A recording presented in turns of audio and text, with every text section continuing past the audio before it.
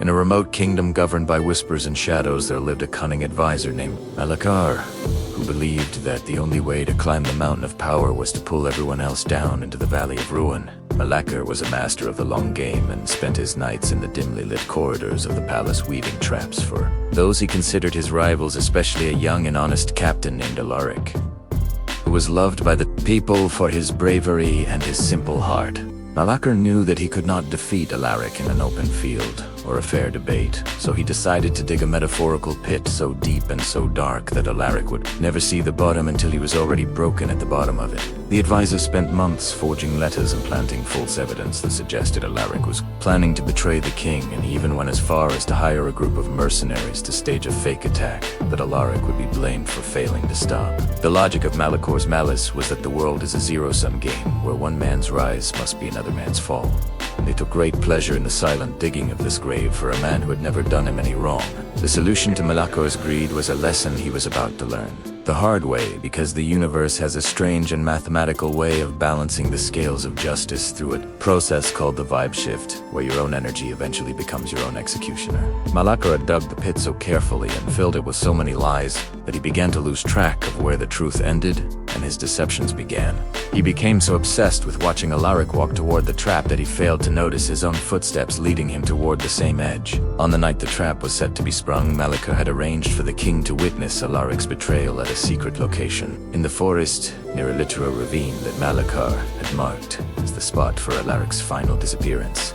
But as the shadows grew long and the air turned cold, the mercenaries Malakor had hired became confused by the very web of lies he had spun, because they had been told so many different versions of the plan that they no longer knew who their employer was or who the target was supposed to be. The motivation for you today is to realize that when you spend your energy trying to destroy someone else, you are actually constructing the walls of your own prison. You cannot throw mud without losing your own grip on the ground, and you cannot set a fire for your neighbor without the smoke filling your own lungs first. As Malakor stood in the darkness waiting to push Alaric into the abyss, he heard a rustle in the bushes, and thinking it was the captain, he lunged forward with all his hidden spite, only to find that he had tripped over one of the very tripwires he had set himself. The mercenaries, seeing a figure moving in the dark and following Malakor's own previous orders to eliminate the man at the edge, struck out blindly.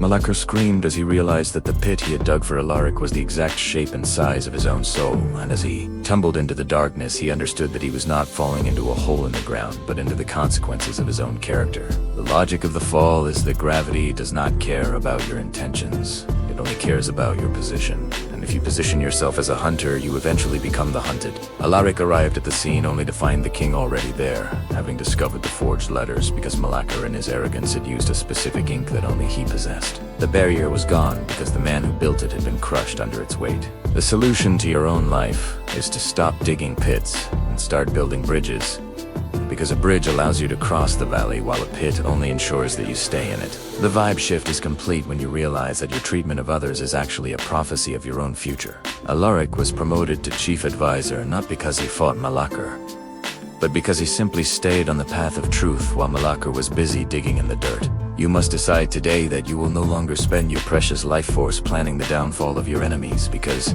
the most powerful revenge is a life lived so well that the pits others dig for you become the foundations for your own palace. Malakor lay at the bottom of the cold, damp earth, staring up at the small circle of moonlight that now seemed 1,000,000 miles away. And he realized that the silence of the pit was the most honest conversation he had ever had with himself.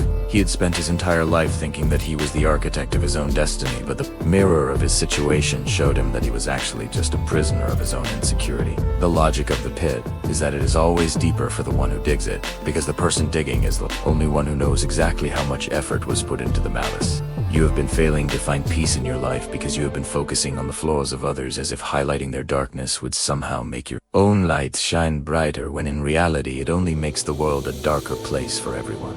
The solution to Malakor's misery was to understand that power obtained through the suffering of others is nothing more than a debt that will eventually be collected with interest. The universe does not forget the frequency you put out into the world, and if your frequency is one of destruction, you will eventually find yourself in the center of the debris. Alaric stood at the top of the pit looking down, and he didn't feel a sense of triumph or joy, but a profound sense of pity, because he realized that Malakor had been living in this pit long before he ever fell into it. The motivation for you today is to realize that your enemies are often just people who are struggling with their own internal pits. And the best way to win is not to push them in, but to refuse to get down in the dirt with them. The vibe shift happens when you stop being a reactor to people's negativity and start being a creator of your own atmosphere.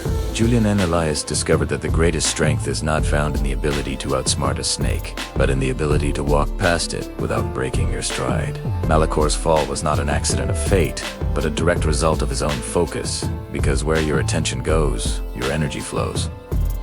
And if you are always looking down at the pit you are digging, you will never see the stars above you.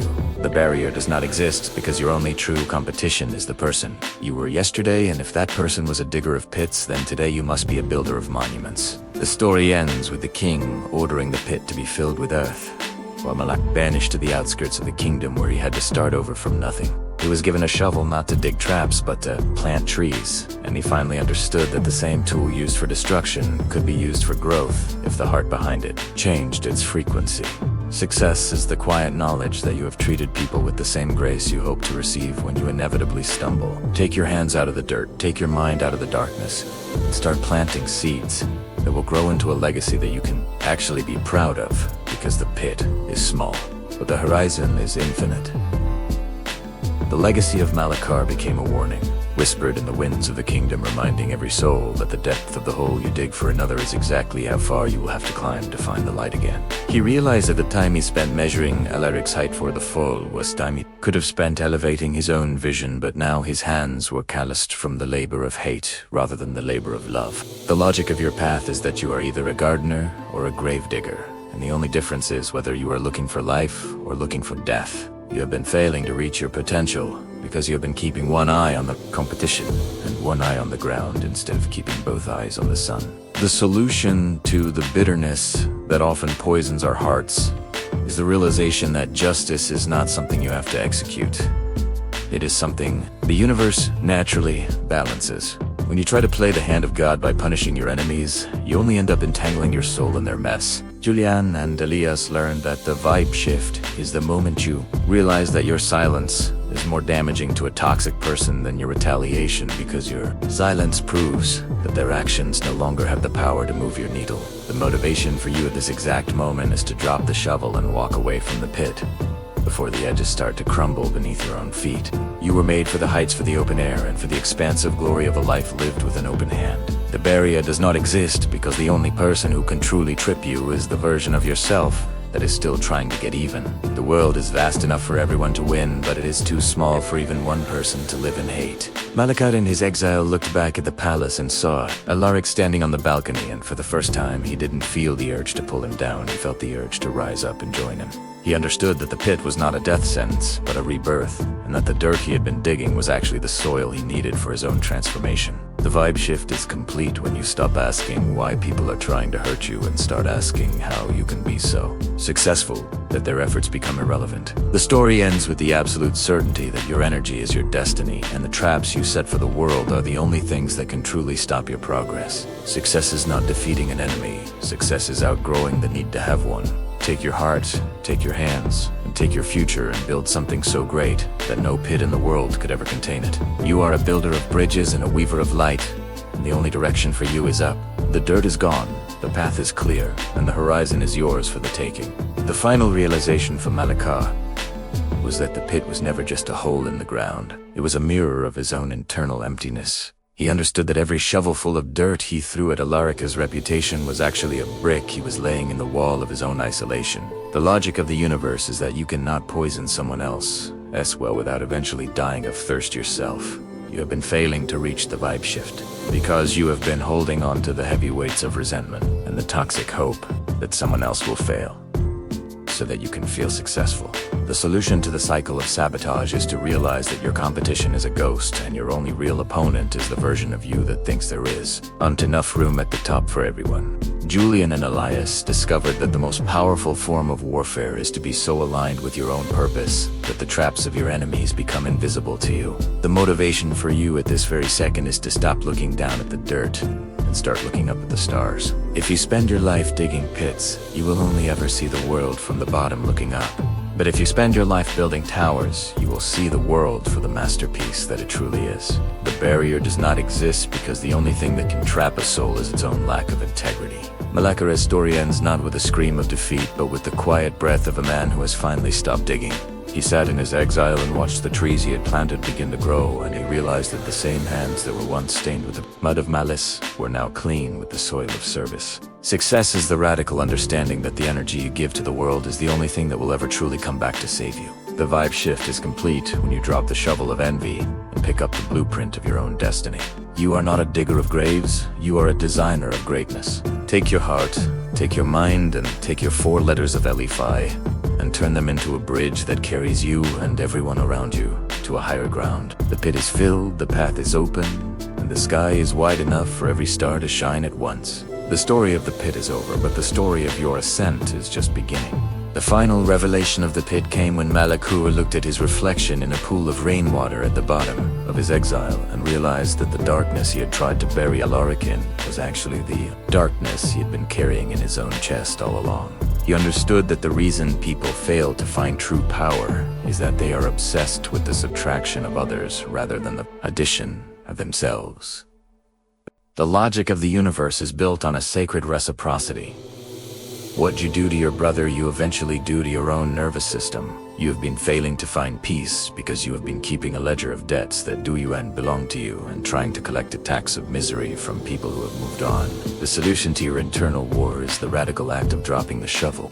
Julian and Elias discovered that the vibe shift is the moment you stop being a predator of other people as success and start being a producer of your own value. The barrier does not exist because the only thing holding you down is the weight of the dirt you have been carrying to throw at someone else. If you spend your day digging a hole for a rival, you will be too tired to climb the mountain of your own potential. Malakor realized that the mercenaries of his own mind, his envy, his spite, and his bitterness had become his masters, and the only way to fire them was to change his mission. The motivation for you right now is to understand that the person who is digging a pit for you is actually a prisoner who is just trying to find some company in the dark. Don't jump in with them. Don't even look down.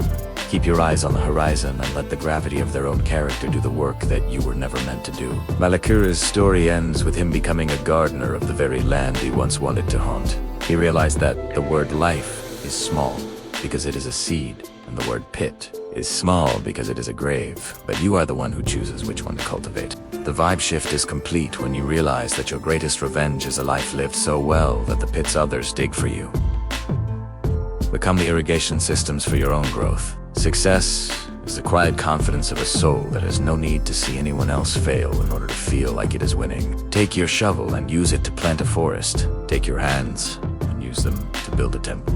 The dirt is gone, the air is clean, and the stars are finally visible again. You are not a digger of pits, you are a weaver of worlds, and the only limit to your greatness is the depth of your own grace. The story of Malakor reaches its final, chilling conclusion when he looks at his hands and realizes they are permanently stained with the very dirt he tried to bury his brother in. He understood that the pit was never a hole in the ground.